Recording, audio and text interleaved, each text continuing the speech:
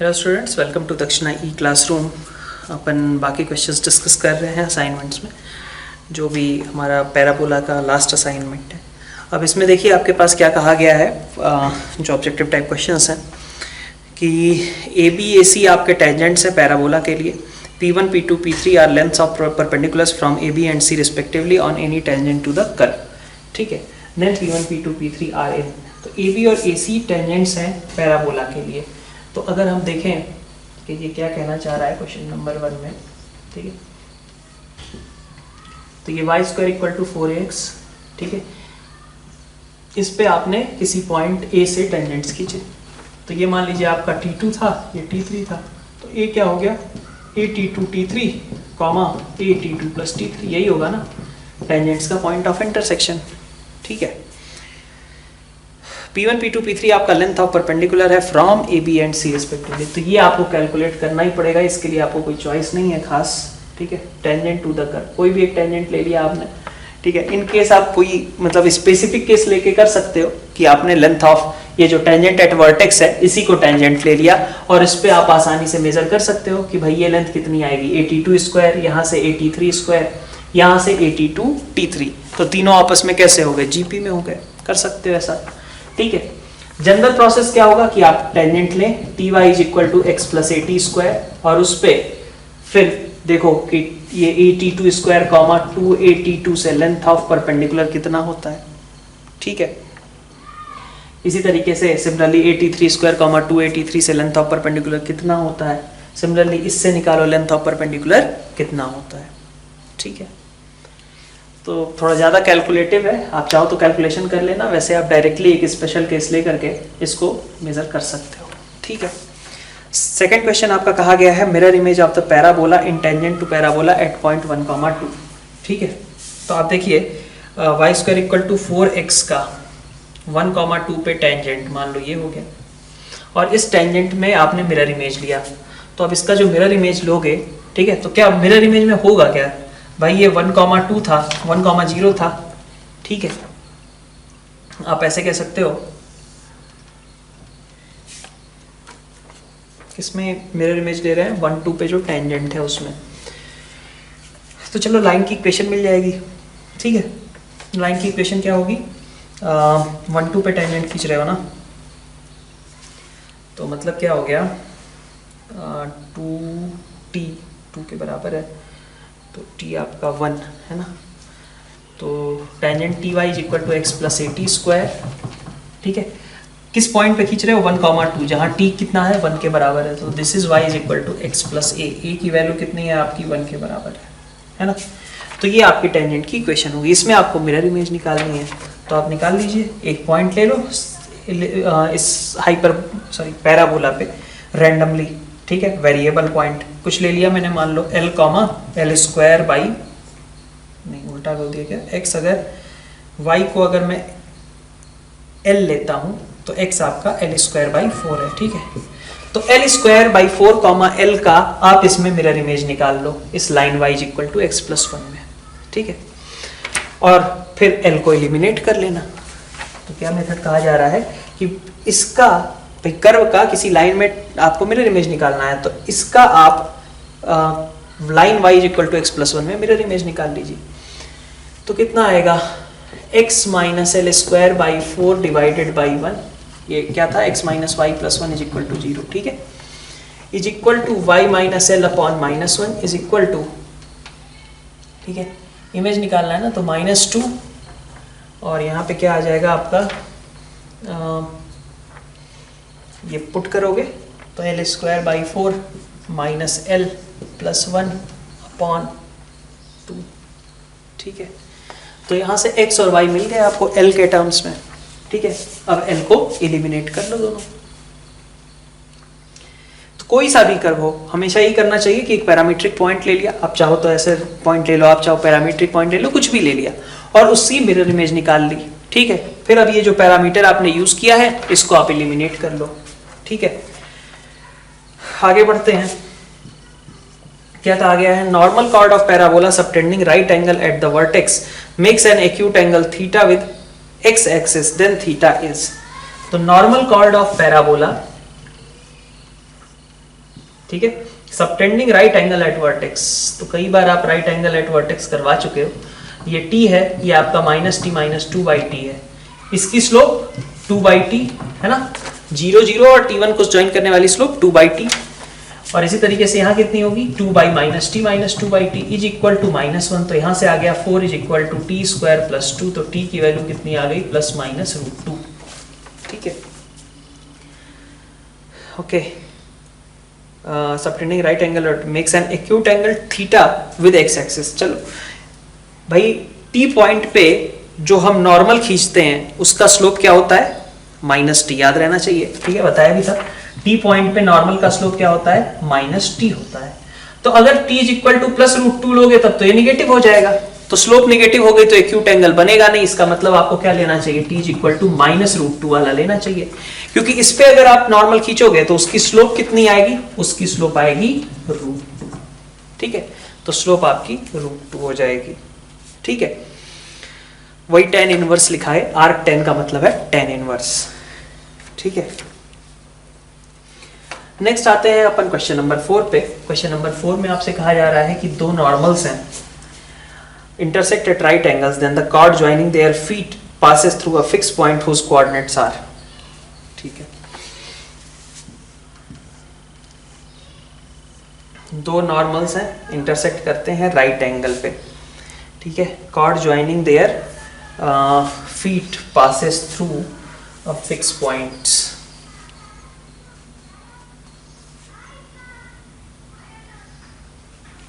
ठीक है, एक नॉर्मल इसको ले लिया, एक नॉर्मल इसको ले लिया, दोनों ने राइट एंगल पे इंटरसेक्ट किया।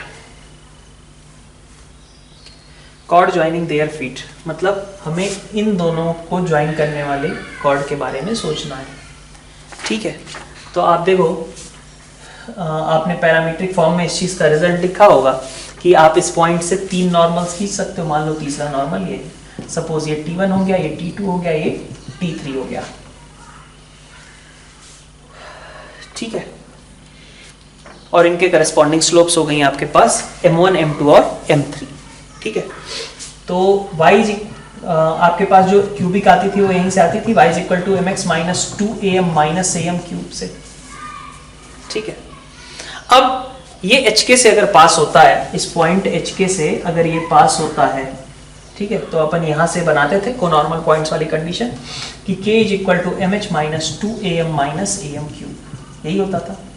ठीक है, तो आपके पास आ गया am क्यूब, ठीक है, प्लस m कॉमन लेके 2a minus h plus k is equal to 0। ठीक है, इसी के रूट्स होंगे m1 m2 m3, तो प्रोडक्ट वाइज देखें तो m1 into m2 into m3 is equal to कितना आता था -k/a। ठीक है, ये आपने निकाला भी होगा।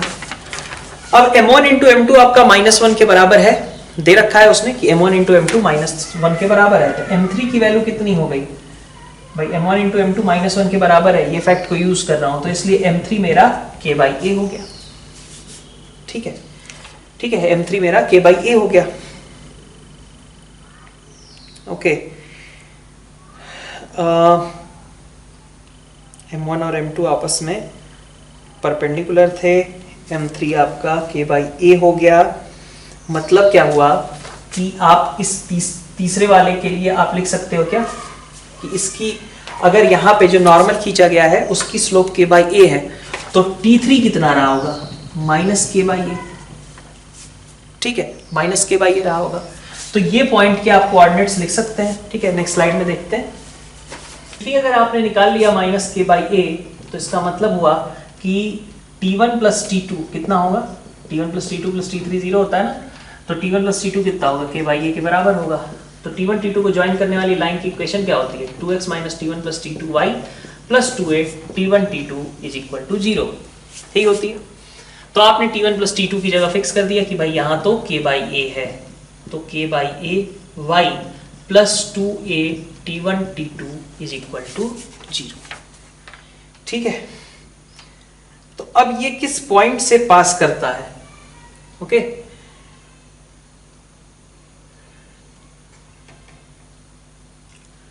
T1 T2 अच्छा T1 T2 तो आपका -1 के बराबर था ही, तो 2x बस काम हो गया अपना, k/a - 2a is equal to 0। ठीक है, यही आपके पास इक्वेशन आई है ना। तो अब इससे आप देख लीजिए कि 2x - 2a - ky/a is equal to 0। तो आप देख सकते हो कि ये किस पॉइंट से पास कर रहा है, ये पास कर रहा है आपका a, 0 वाले पॉइंट से। तो यही आपको दिखाना था यहाँ पे। ओके ठीक है, अच्छा क्वेश्चन है ये। क्वेश्चन नंबर 4 के बाद क्वेश्चन नंबर 5 क्वेश्चन में क्या कहा गया है, ये बेस्ट क्वेश्चन है। ठीक है, पूरे अगर कहा जाए पैराबोला सेगमेंट का बेस्ट। ठीक है, parabola whose length of latus rectum is 4a touches both the coordinate axis then locus of its focus. ठीक है, तो प्रॉपर्टीज रिलेटेड है ये क्वेश्चन। देखिए कहा क्या गया है कि कोई पैराबोला है जिसकी length of latus rectum 4a है, टच करता है कोऑर्डिनेट एक्सिस को, then locus of its focus. ठीक है, कुछ इस तरीके का पैराबोला है। ठीक है, दोनों कोऑर्डिनेट एक्सिस को टच करता है, फोकस का लोकस बताना है ना। तो मान लिया फोकस आपका h, k है। अब आपको एक प्रॉपर्टी बताई गई थी, क्या थी वो प्रॉपर्टी? बताया गया था कि अगर आप फोकस से किसी भी टेंजेंट पे परपेंडिकुलर ड्रॉप करोगे, तो जैसे ये टेंजेंट है ना, इस पे अगर आप परपेंडिकुलर ड्रॉप करोगे तो पॉइंट आएगा h, 0 और यहाँ पे परपेंडिकुलर ड्रॉप करोगे तो 0, k। ठीक है, तो आपको बताया गया था कि foot of perpendicular from focus to any tangent lies at tangent at vertex. तो ये कहां पे लाई करते हैं? h0 और 0 के टेंजेंट एट वर्टेक्स पे लाई करते हैं। थोड़ा बनने में दिक्कत लगेगी कि ये h0 और 0 के को ज्वाइन करने वाली जो लाइन है ना, यहाँ पे फील थोड़ी कम आएगी आपको। ठीक है, बट वो लाइन जो है आपकी टेंजेंट एट वर्टेक्स होगी। ठीक है, आपसे कहा गया कि ये वाला पॉइंट भी टेंजेंट एट वर्टेक्स पे लाई करेगा। प्रॉपर्टी यही स्टेट करती है कि फोकस से आपने किसी टेंजेंट पे परपेंडिकुलर ड्रॉप किया तो foot of perpendicular should lie on tangent at vertex. Similarly this should also lie on tangent at vertex. तो टेंजेंट एट वर्टेक्स के अगर दो पॉइंट्स आपको पता है तो इसका मतलब आपको टेंजेंट एट वर्टेक्स पता है। ये है आपकी टेंजेंट एट वर्टेक्स। अब आगे ये आपको, चलो टेंजेंट एट वर्टेक्स तो आ गई, तो अब आपको पता होता है कि फोकस से टेंजेंट एट वर्टेक्स की डिस्टेंस कितनी होती है। फोकस से टेंजेंट एट वर्टेक्स की डिस्टेंस a के बराबर होती है। तो hk से इस पे लेंथ ऑफ परपेंडिकुलर निकाल दो, कितना आएगा 1 + 1 - 1 अपॉन √1 / h² + 1 / k²। ठीक है, ये आएगी लेंथ ऑफ परपेंडिकुलर जो कि कितना होगा a के बराबर। ठीक है, इसको सिंप्लीफाई कर लो। ठीक है, तो ये काफी अच्छा इसमें एप्लीकेशन है प्रॉपर्टीज का। ठीक है, आगे बढ़ते हैं।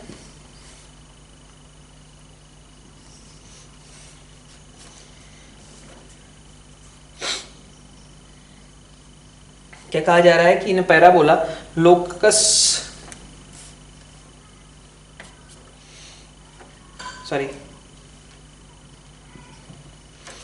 through vertex O of parabola, variable chords OP and OQ are drawn at right angles. If the variable chord PQ intersects x-axis at R, then distance OR is. तो ये कई बार अब कर चुके हैं अपन कि भाई O से आपने दो परपेंडिकुलर ड्रॉप कर दिए है ना, दो लाइनें ड्रॉ कर दी जो कि आपस में परपेंडिकुलर है। तो ये आपका T है ना, और ये आपका T1 और T2 पहले मान लेता हूं मैं। तो 2/T1 × 2/T2 is equal to -1। ठीक है, तो यहां से आपके पास आ गया कि T1 T2 is equal to -4। तो अगर ये T है तो ये क्या होगा -4/T होगा। तो एक P है एक Q है। कहा जा रहा है variable chord PQ intersects axis at R। तो T1 और T2 को ज्वाइन करने वाली लाइन का इक्वेशन 2x माइनस फिर से वही T1 + T2 × y + 2a T1 T2 is equal to 0। T1 T2 की जगह -4 रख दो। सो 2x माइनस 8a एक साथ हो जाएगा माइनस T1 + T2 × y एक साथ हो जाएगा इज इक्वल टू 0। तो किससे पास कर रहा है ये 4a, 0 से। ठीक है, this will satisfy 4a, 0 family of lines के थ्रू आप इसको स्ट्रेट कर सकते हो। ठीक है, नेक्स्ट देखो, focus of parabola y² = 8x। ठीक है, इसको कहा गया कि इसको सेंटर लेना है, मतलब 2, 0 को आपको सेंटर लेना है और सर्कल डिस्क्राइब किया गया है सो दैट की common chord of the curves is equidistant from vertex and focus of parabola. मतलब क्या हुआ, ठीक है। नेक्स्ट क्वेश्चन आपका y² = 8x इस पे आपके पास है 2,0 है ना। 2,0 के बाद क्या कहा जा रहा है कि circle is so that common chord of the curves is equidistant from vertex and focus of parabola. Vertex और फोकस दोनों से इक्विडिस्टेंट, तो ये वाली लाइन होगी x=1 वाली, ठीक है। ये आपकी कॉमन कॉर्ड होनी चाहिए, है ना। ये कहा जा रहा है कि एक सर्कल बनाओ जो कि 2,0 से पास भी करता हो और x=1 कॉमन कॉर्ड का काम करने लगे, ठीक है।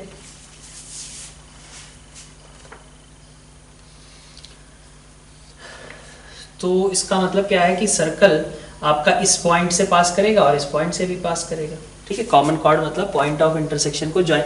कॉमन कॉर्ड में कई लोग ऐसा कंफ्यूज हो सकते हैं कि सर्कल ऊपर ऊपर से जाए तो, ठीक है भाई, ये कॉमन कॉर्ड है ना, कॉमन कॉर्ड है तो ये दोनों पॉइंट ऑफ इंटरसेक्शन होंगे, और पॉइंट ऑफ इंटरसेक्शन होने के लिए जरूरी क्या है कि ये पॉइंट रहे आपका 1,2, ठीक है। y² = 8x है ना, सॉरी, तो y ये 1 2√2 और यहाँ पे 1, -2√2, ठीक है। तो एक सर्कल लिखना है बेसिकली जो कि इन तीनों पॉइंट से पास करता हो, उस सर्कल की आप इक्वेशन लिख दो, ठीक है। अब सर्कल की इक्वेशन तो निकालना आता ही है, ठीक है। 3 पॉइंट्स आपके पास है, तीनों पॉइंट से पास करने वाला एक सर्कल आपको लिखना है, ठीक है।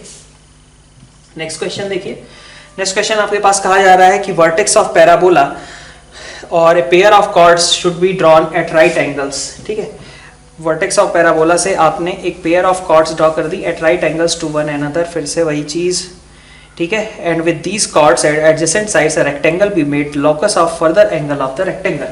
तो आप देखिए क्या कहा गया कि ये आपका पैराबोला है, आपने फिर से वही काम किया, यहाँ पे OP और OQ बना लिए, दोनों रेक्टेंगल आपस में दोनों लाइनें परपेंडिकुलर है, तो ये अगर T होगा तो ये अभी आपने किया था -4/T हो जाएगा। अब आपको करना क्या है कि आपको रेक्टेंगल कंप्लीट करना है, इस R का लोकस बताना है, कुछ भी नहीं, जो मिड पॉइंट है वो तो सेम ही रहने वाला है, तो इसको HK मान लिया आपने, HK मान लिया तो h/2 k/2 ये मिड पॉइंट होगा कॉर्ड का, OR डायगोनल है जिसका मिड पॉइंट h/2 k/2 होगा, और इधर से AT², ठीक है, AT1² + AT2² / 2 AT1 + T2, ठीक है, ठीक है, यही रहेगा। T आप रख दो T1 की जगह पे, T2 की जगह पे आप रख दो -4/T, ठीक है। तो आपके पास क्या आएगा, h/2 = दिस, मतलब h/a = T1² + T2², T2 की जगह मैंने रख दिया -4/T का होल स्क्वायर, ठीक है। इसी तरीके से k/a = 2 टाइम्स T1 + T2 मतलब T -4/T, ठीक है। इसको भी मैं इधर कर देता हूँ, इसका स्क्वायर कर दीजिए, ठीक है, इसका स्क्वायर कर दो, वहां पे इस वाले रिलेशन को यूज कर लो, आपका लोकस निकल आएगा, ठीक है। अब बाकी अपने इंटीजर टाइप वाले जो क्वेश्चंस थे दो, उनको भी कर लेते हैं। नेक्स्ट है, कहा जा रहा है कि नॉर्मल ड्रॉ किया गया है parabola y² = 4x at any point other than the vertex and it cuts the parabola again at a point whose distance from vertex is not less than λ√6/8, ठीक है। जो कहा गया है करते जाओ, पहले तो डायग्राम में कहा गया कि normal is drawn to parabola at any point other than vertex and it cuts the parabola, ये आपने मान लीजिए नॉर्मल खींच दिया, ठीक है। इसने अगेन कट किया